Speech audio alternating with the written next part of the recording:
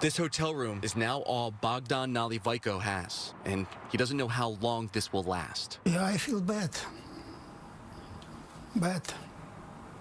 Feel bad, really bad. Just a few weeks ago, Bogdan sold his 2,300 square foot home in Snoqualmie, the place he lived for more than a decade. He planned to move south to Auburn and live comfortably with the earnings, but that would not happen. Two numbers. That's all you need to understand what happened to Bogdan Nallevico. April 26th, $800,000. May 3rd, 0. I need you to sit with that for a second. 8 days. That's how long it took for a lifetime of work to disappear. Not through a bad investment, not through a market crash, not through any decision a reasonable person would call reckless. Bogdan didn't lose this money. It was taken from him, one transfer at a time, by people who told him he had won $17 million, and all he had to do was pay the taxes to collect it. He came to the United States from Ukraine decades ago. He worked. He raised a family. He built something real. By the time he retired, he owned a 2,300 square foot home in Snoqualmie, Washington, a place he had lived for more than a decade. And when he sold that house on April 25th, he wasn't thinking about scammers. He was thinking about Auburn. He was thinking about a quiet retirement. He had earned that. Bogdan Nallevico is a Ukrainian immigrant that moved to the United States several decades ago with his family. He worked hard here, he retired, and sold his home expecting to live a quiet life, but instead, he's here behind me in this hotel. He doesn't know where he'll call home next. This hotel room is now all Bogdan Nallevico has, and he doesn't know how long this will last. He wasn't reckless. He wasn't naive. He was a retired man who had just made the biggest financial transaction of his life, and the timing could not have been worse. Someone was already watching. Records don't show exactly how the scammers made first contact, whether it was a phone call, an email, or something else entirely. But what happened next follows a pattern investigators have seen hundreds of times. Julia tells me scammers targeted her vulnerable 76-year-old father, claiming he had won $17 million in a sweepstakes, but asking for him to pay the taxes on the earnings first. This is called advance fee fraud. It is one of the oldest scam structures in existence. But to a 76-year-old man who had just sold his home and had $800,000 sitting in his accounts, it didn't sound like a fraud. It sounded like a life-changing phone call. And once he sent the first payment, there was no stopping it. That's the thing about advance fee fraud that makes it so destructive. Every payment comes with a reason, and every reason sounds just plausible enough to justify one more. The taxes weren't quite right. There was a processing fee. There was an administrative hold. The scammers kept moving the goalpost, and Bogdan kept walking toward it, because the alternative, that none of it was real, that the $17 million was never coming, that he had already lost, was too much to accept. I mean, they got what they wanted, and they wanted everything, and they got it. No single alarm bell, just a slow bleed, each payment feeling like the one that would finally close the gap. Julia tells me her father was able to take and transfer tens of thousands of dollars at a time from both Chase Bank and Bank of America to pay out the scammers. They should have flagged this.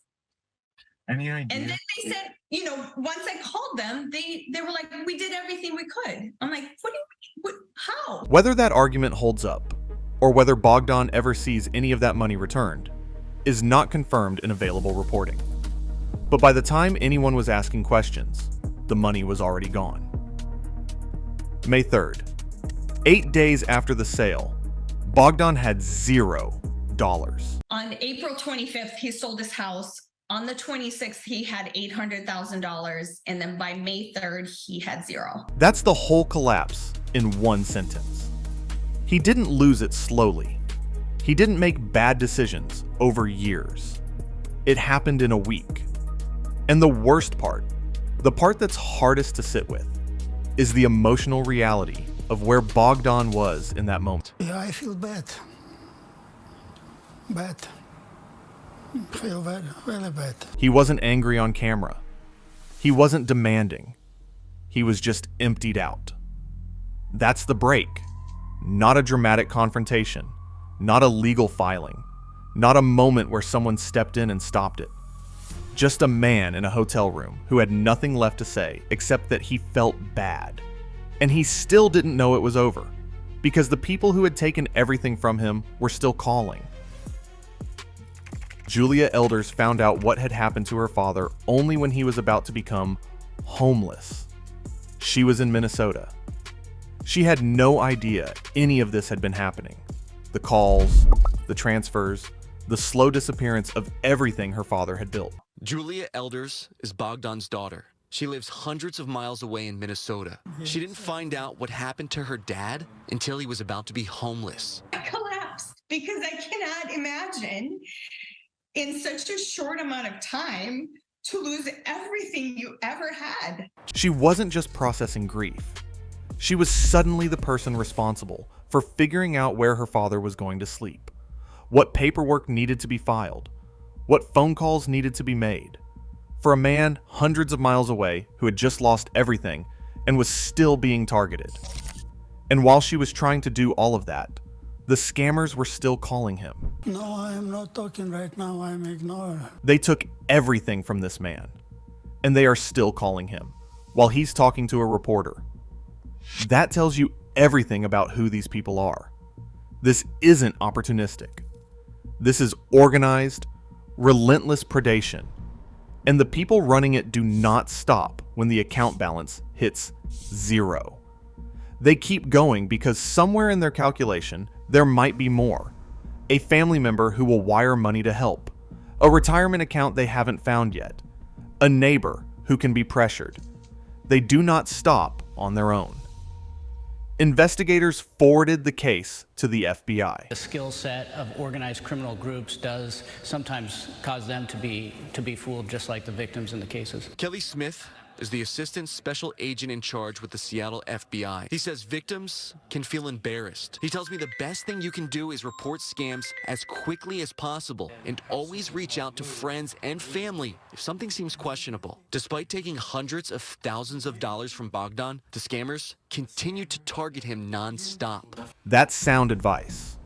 But for Bogdan, that window had already closed before anyone knew to open it. As for arrests, charges, identified suspects, or recovered funds, no publicly confirmed outcomes exist in available reporting at the time this story was filed. The banks are still investigating. The FBI is involved. And Bogdan is waiting in a hotel room. There is one piece of this story that doesn't fit the pattern of everything else, and it matters. Joe Kinney owns a moving company. He met Bogdan the day Bogdan had to leave his Snoqualmie home, the home he had just sold, the home he had lived in for over a decade, the home that was supposed to be the last chapter before retirement. Something about that moment stayed with Joe. Better in a house than in a hotel, yes. House is everything. House is life. Joe has been working with Julia since then, helping with documents, helping with paperwork, trying to get Bogdan into something more stable than a hotel room. He didn't have to do any of that. He just did. Joe Kinney didn't have to help. He just did. That's worth something, even if it doesn't fix any of this. Julia also launched a GoFundMe campaign to help stabilize her father's situation. Details were available through Fox 13 Seattle at the time of reporting.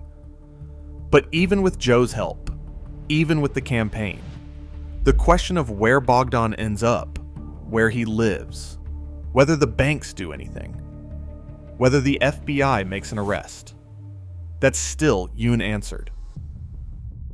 Bogdan Nallevico sold his home on April 25th. He was supposed to retire. He was supposed to move to Auburn and have a quiet life. Instead, 8 days later, he was in a hotel room with nothing. And when a reporter sat down to interview him, the scammers called him again, mid-conversation. He told them he wasn't talking. But they'll call back. They always call back. The banks say they did everything they could. The FBI says they're on it. And Bogdan, 76 years old, a man who immigrated here and worked his whole life, is waiting in a hotel room to find out where he sleeps next. That's the part that doesn't get easier to say. So here's what I need you to do with this. If someone contacts you, or someone you love, about a prize, a sweepstakes, or a lottery, and asks for money up front to release the winnings, that is the scam. That is always the scam. Hang up. Call your family. Call your bank. If something feels wrong, it probably is. And if you've already sent money, report it to the FBI at ic3.gov immediately. Time matters more than you think. Don't let embarrassment be the reason you wait. Bogdan couldn't get that time back. You might still be able to.